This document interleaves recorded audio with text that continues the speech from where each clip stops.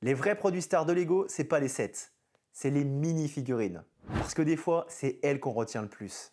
2 points pour les yeux, un sourire, presque aucun détail du visage et pourtant on s'y attache énormément.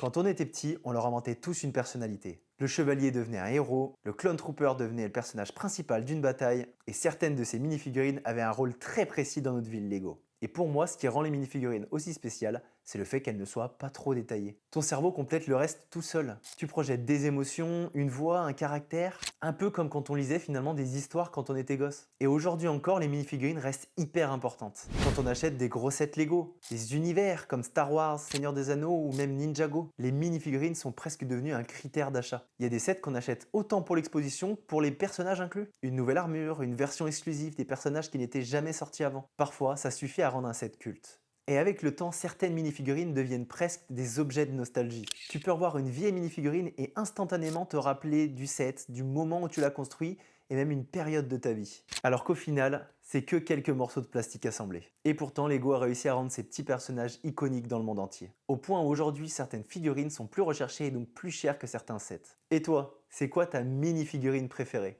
Allez, si t'apprécies mon contenu, abonne-toi, ça me soutient. Moi, je te dis la suite en briques. À très vite.